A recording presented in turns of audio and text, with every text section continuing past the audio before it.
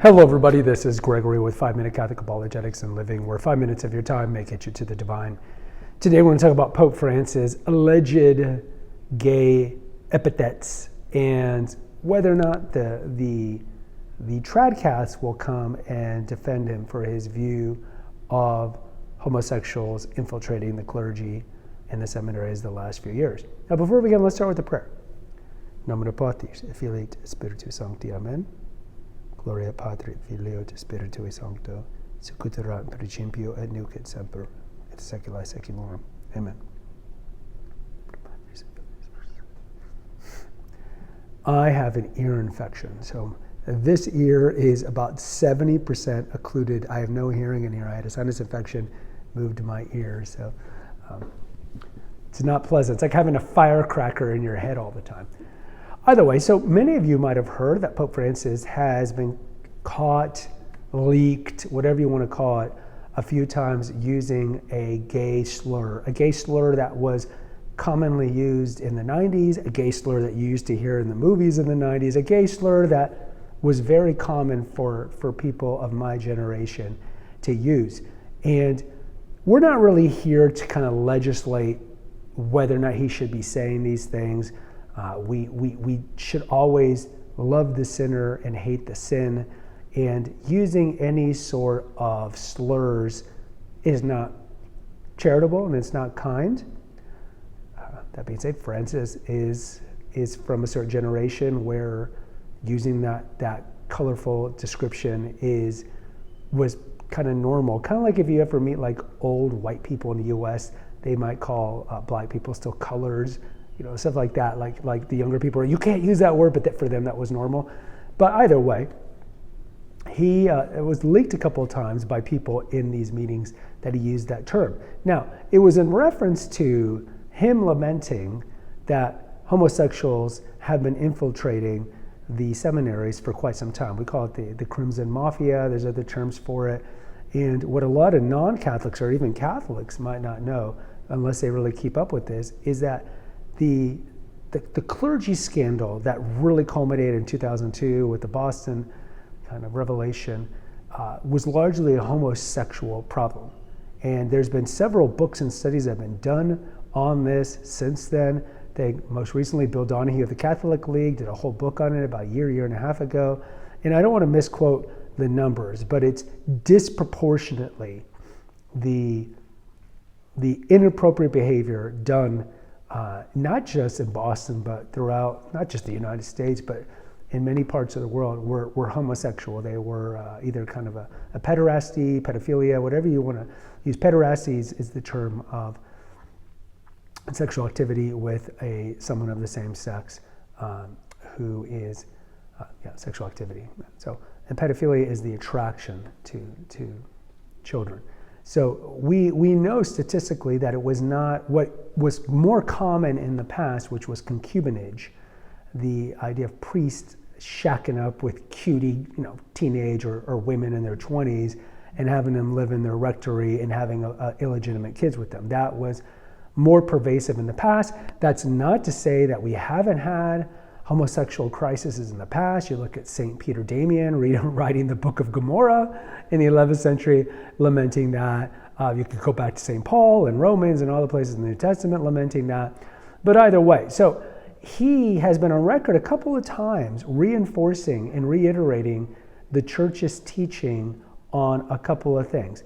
On not having female clergy, not having a female diaconate, and despite what you've seen on maybe some vagary on the same-sex blessings that have been, I think, intentionally in many cases misused by left-leaning modernist priests.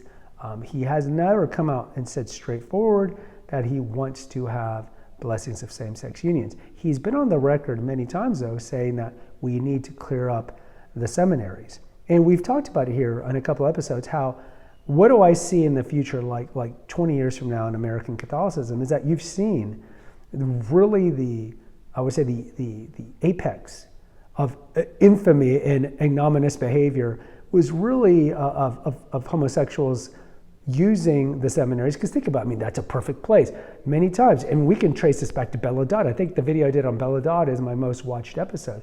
Bella Dodd talked about it back in the 1930s, about how the Communist Party was infiltrating the clergy. And so you look at this, many of those people that were infiltrating were homosexuals, but they also had what kind of philosophy or what kind of politics behind them. It was going to be something that was subversive and something that was contrary to the deposit of faith. And so you saw this kind of germinate really in the 60s and 70s, and then really come to fruition in the 80s and 90s and the early noughts, where you see people like Michael Rose write a book like Goodbye Good Men, where he talks about in that book how good Orthodox men, heterosexual men who were Orthodox in their beliefs, were trying to get into seminaries like Mundelein, like the North American College in Rome, and they were denied based on mental health problems. And what did you find out? That the gatekeepers for these places were active homosexuals. And so the active homosexuals were preventing Orthodox heterosexual priests from joining. And you could see why homosexual men would really love to be in a seminary, because you're hanging out with other men, right? Under the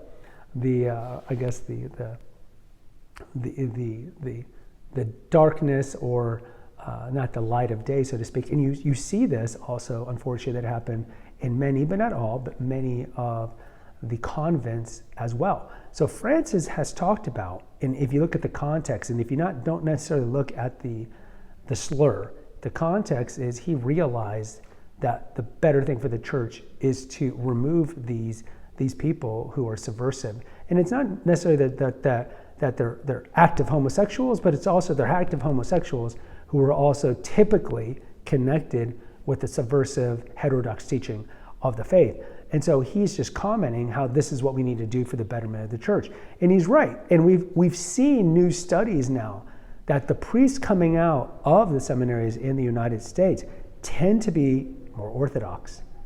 They tend to agree with the magisterial teaching of the church. So you see that the ebb of the tide, so to speak. You see that we reached this kind of peak of infamy, and now you're seeing that many of the seminaries are cleaning themselves up, and that the church is cleaning themselves up. And this is important because the typical American has no idea. So when the typical American, Protestant, Catholic, whoever, makes this snide joke, you hear it every time on late night or whatever, about priests, don't leave your kid alone with the priest. There's this idea, right, that all priests are touching kids, right? And if you look at the statistics, and we've talked about this before on a particular episode on it, the rate of sexual abuse, sexual impropriety is much, much higher in daycare workers, public school teachers, foster homes, social workers, and whatnot. But you don't ever hear that in the news, right? But because there's an agenda. And I'm not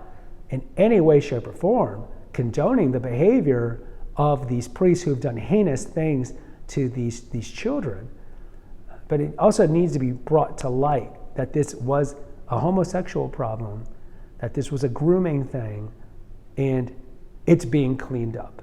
So in closing, with Francis, are the trad Caths going to come out? And I wouldn't say support Francis, but at least Francis is doing something that the trad Caths, I think the majority of traditional Catholics would agree with, which is clearing out the seminaries of heterodox priests. I don't think anyone who's remotely on the Catholic right would think that's a bad thing to clear out heterodox modernist priests.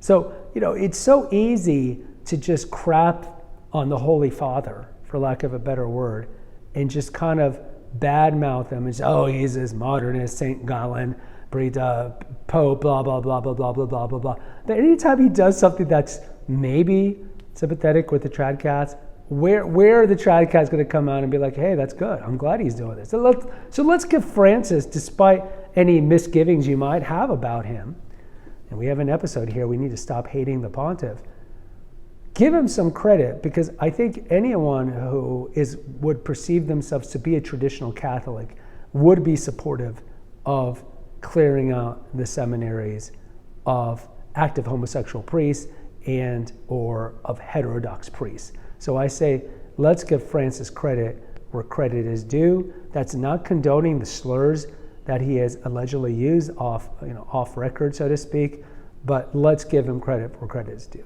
Guys, post in the comments. I'd like to hear from you if you agree or disagree. Until next time, take care, God bless, and pray.